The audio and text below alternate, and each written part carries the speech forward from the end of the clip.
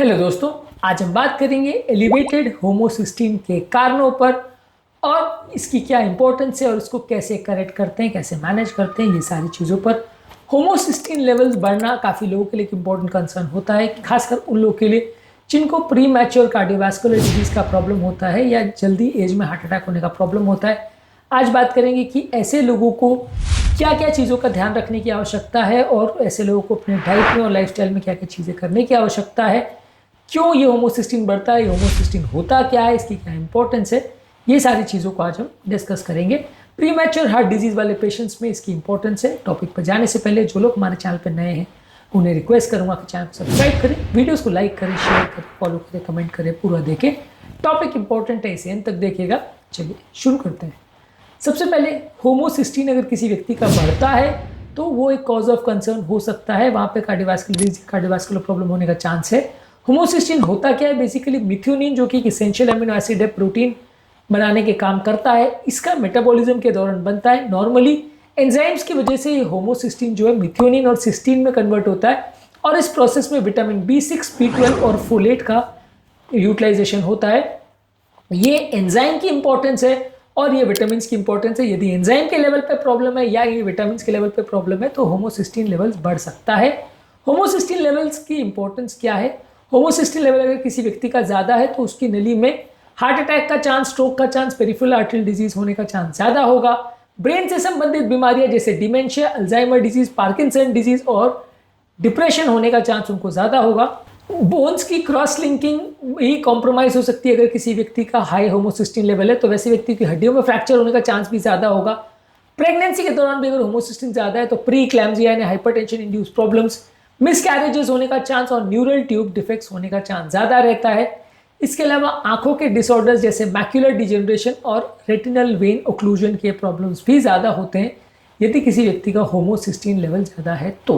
Homocysteine level ज़्यादा होना basically एक क्लॉटिंग बढ़ा सकता है, आपकी नलियों के संबंधित प्रॉब्लम्स बढ़ा सकता है, वैस्कुलर डिजीज बढ़ा सकता है, अलग अलग तरह के प्रॉब्लम जैसे हार्ट अटैक, लकवा वगैरह बढ़ा सकता है। यंग एज में हार्ट अटैक, लकवा होने का एक इंपॉर्टेंट कारण हो सकता है कि किसी व्यक्ति की बॉडी में होमोसिस्टीन लेवल्स की बहुत ज़्यादा अगर एक्सेस हो तो।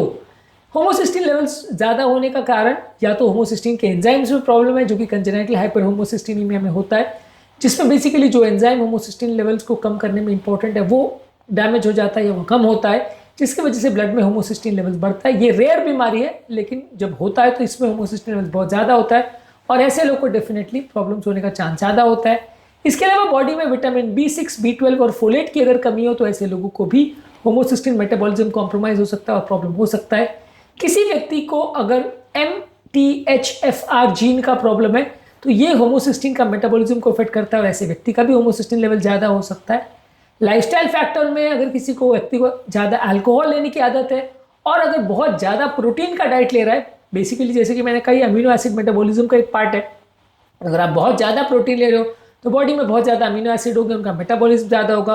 वहाँ पर यदि एंजाइम की कमी या B6, B12 और फोलेट विटामिन की कमी हो गई तो इसमें आपको हाइपर होमोसिस्टीनिमिया हो सकता है। इसके अलावा कुछ मेडिकल प्रॉब्लम्स जैसे किडनी प्रॉब्लम, हाइपोथायरॉयडिज्म और कुछ मेडिसिन जैसे मीथोट्रेक्सेट के यूजेज से भी होमोसिस्टीन लेवल्स बढ़ सकते हैं।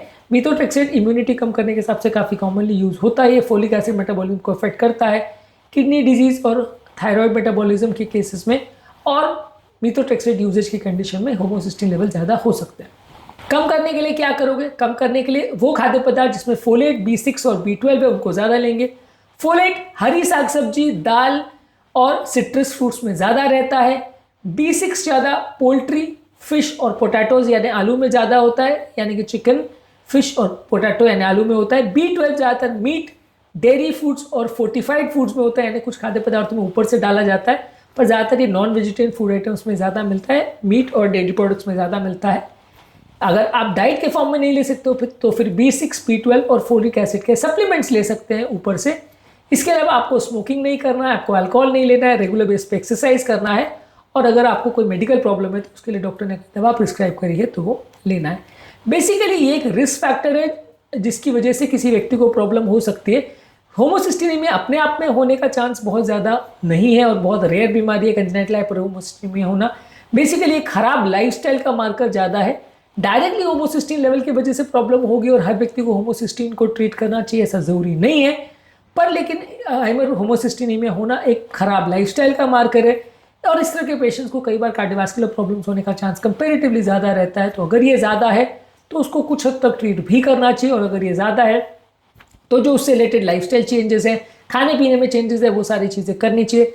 तो आपके कार्डियोवास्कुलर प्रॉब्लम्स होने का या हार्ट डिजीज़ होने का चांस कंपेरेटिवली कम होगा।